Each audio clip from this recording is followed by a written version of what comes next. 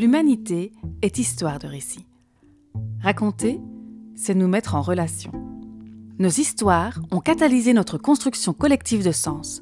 Elles ont une fonction structurante et déterminent notre rapport au monde. Ces histoires façonnent la manière dont nous comprenons notre monde, la place que nous y occupons et notre capacité à le changer. Il est temps de questionner ces récits, de se les réapproprier collectivement.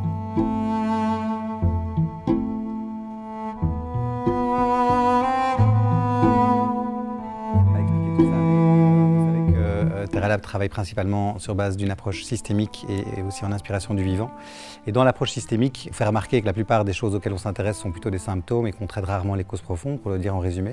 Et en fait, dans les points de levier, c'est une manière de voir le changement possible dans les systèmes complexes. Or, toutes nos réalités font partie de cette complexité.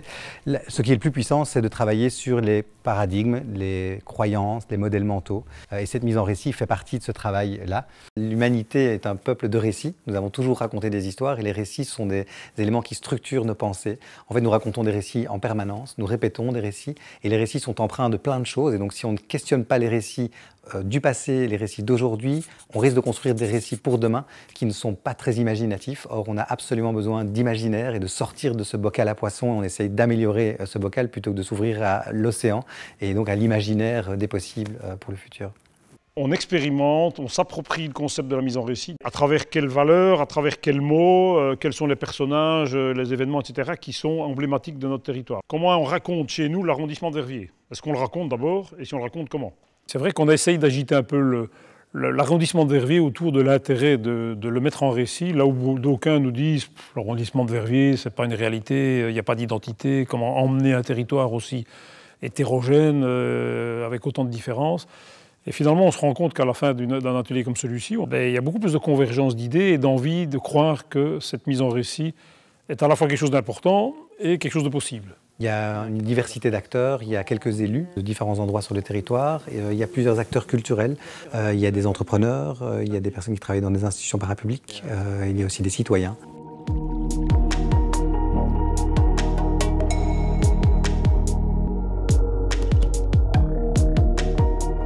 On doit quand même vouloir travailler ensemble, les communes de la Veste par exemple, en termes d'inondation. Je crois quand même qu'il faut se mettre à un moment donné autour d'une table, les bourgmestres, les échevins, les collèges respectifs, qu'est-ce qu'on veut faire ensemble de tout ce qui a été amené comme étude et sortir de ce côté patriarcat où chaque bourgmestre se croit le maître de sa commune et c'est ça qui coince quand même. J'étais présidente de la conférence des bourgmestres puisqu'on a une présidence tournante et je vois bien que les gens sont ensemble, les élus sont là ensemble parce qu'il y a une structure qui le permet. Mais finalement, on ne partage pas vraiment une vision commune et on devrait beaucoup plus travailler sur le récit qu'on veut pour notre territoire.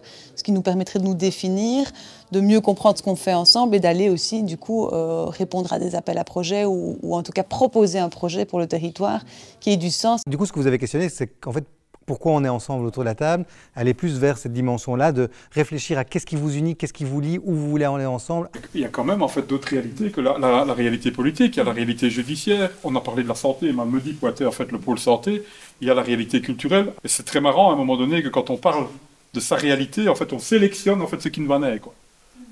Et que ce qui est évident, en fait, on voit plus, quoi.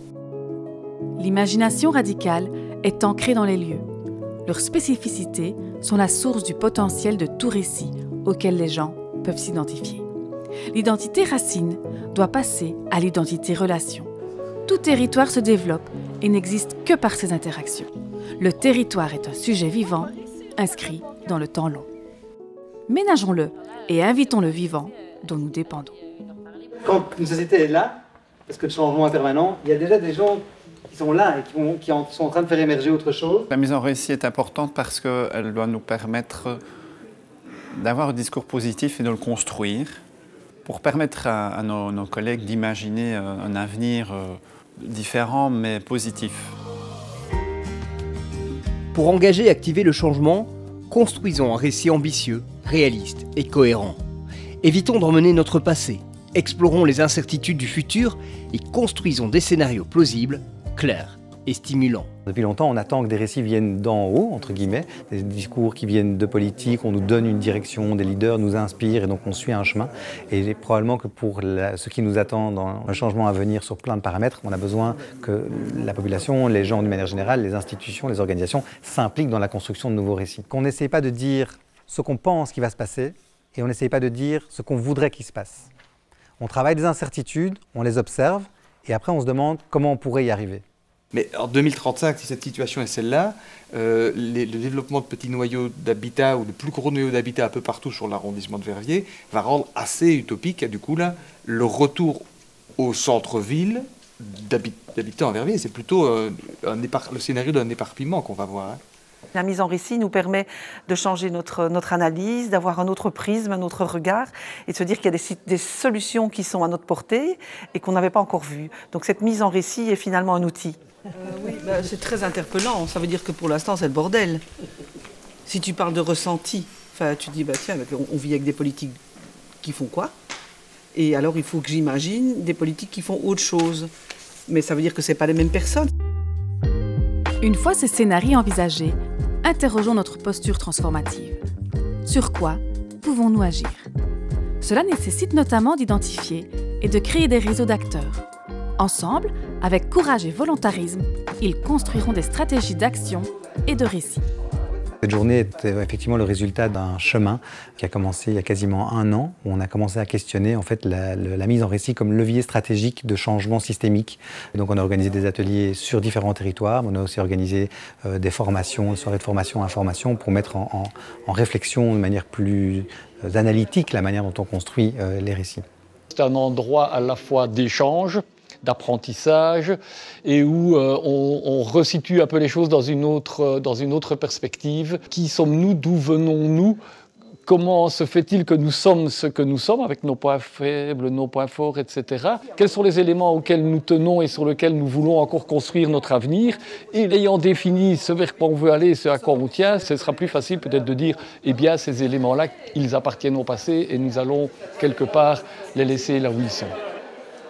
On leur sème une graine dans leur réflexion pour qu'ils s'approprient les outils qu'on leur propose et qu'ils les déclinent à leur manière envers leur public cible. Fatalement, ils vont apporter un discours différent et une couleur différente au langage qu'ils utilisent et aux mots qu'ils utilisent, ce qui permettra progressivement de faire converger l'ensemble du territoire vers une manière de fonctionner, de mettre en récit ce territoire, récit avec S, hein. Il n'y a pas qu'un récit, il y a des récits, et progressivement aussi les emmener vers une vision d'un destin commun. Alors c'est vrai qu'au départ, on ne se sent pas très légitime parce que nous ne sommes pas experts. Et donc on se dit toujours qu'il y a quelqu'un, peut-être d'autre, de plus expérimenté, qui a davantage les notions objectives par rapport à différentes thématiques pour pouvoir aller à la rencontre des populations. Et puis voilà, en discutant, on se rend compte que oui, effectivement, ces attentes, elles sont là et que notre rôle au quotidien, c'est de concerner les populations. Donc c'est vrai qu'on a peut-être un peu plus cette faculté de vulgariser certaines choses, de se dire voilà, par quelles actions est-ce qu'on pourra concerner nos publics, les jeunes, aussi les écoles. Visons la multiplicité des récits de changement, en invitant les citoyens et les citoyennes à construire le leur, en cherchant à les mailler et les relier, comme source de rassemblement, vers une direction commune.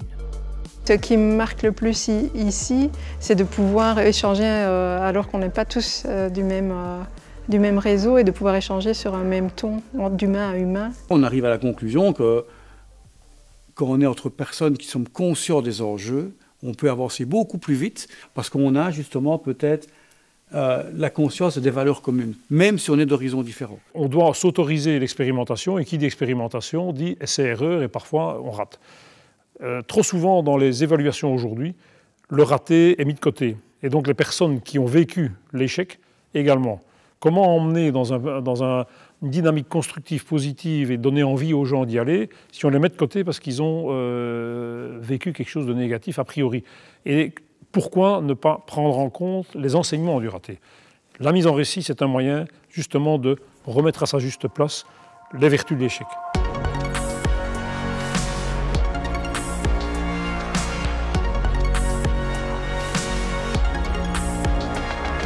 Donc l'utopie est à l'horizon, je fais 2 pas en avant, elle s'éloigne de 2 pas, je fais 10 pas de plus, elle s'éloigne de 10 pas. Aussi loin que je puisse marcher, je ne l'atteindrai jamais. À quoi sert l'utopie?